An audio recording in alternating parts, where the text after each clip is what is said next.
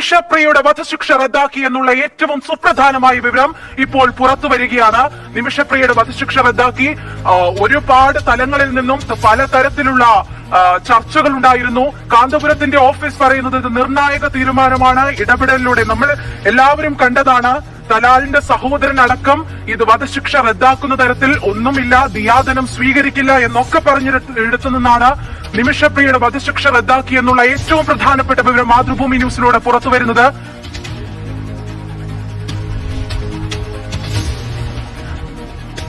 ഷഹീദാണ് വിശദാംശങ്ങളുമായി ചേരുന്നത്. ഷഹീദ്, നിമിഷപ്രിയയുടെ വധശിക്ഷ നീട്ടിവെച്ചു എന്നുള്ള തീരുമാനമായിരുന്നു 2 ദിവസങ്ങൾക്ക് മുൻപ് നമ്മൾക്ക് മുൻപിലേക്ക് വന്നത്. ഇപ്പോൾ ഏറ്റവും പ്രധാനപ്പെട്ട വാർത്തയാണ് വധശിക്ഷ റദ്ദാക്കി എന്ന് പറയുന്നു. കാന്തപുരത്തിന്റെ ഇടപെടൽ തന്നെയാണ് ഇതിൽ നിർണായകമായതെന്ന് കരുതാമോ? അനുഷിത, തീർച്ചയായും യമൻ ജയിലിൽ കഴിയുന്ന നിമിഷപ്രിയയുടെ വധശിക്ഷ റദ്ദാക്കാനുള്ള ധാരണ, അങ്ങനെ ഒരു പൊതുധാരണയിലേക്ക് വന്നു എന്നാണ് ഇപ്പോൾ കാന്തപുരം മേറ്റി ബൂക്കർ മുസ്ലിയാരുടെ ഇന്ത്യൻ ഗ്രാൻഡ് മുഫ്തിയുടെ ഓഫീസ് അറിയിച്ചിരിക്കുന്നത്. നേരത്തെ താൽക്കാലികമായി നിർത്തിവെച്ച വധശിക്ഷയാണ് പൂർണ്ണമായി റദ്ദു ചെയ്യാനാണ് സനയിൽ നടന്ന ഉന്നതതല യോഗം തീരുമാനിച്ചതെന്നാണ് നമുക്ക് അവരുടെ ഓഫീസിൽ നിന്നും വ്യക്തമാകുന്നത്.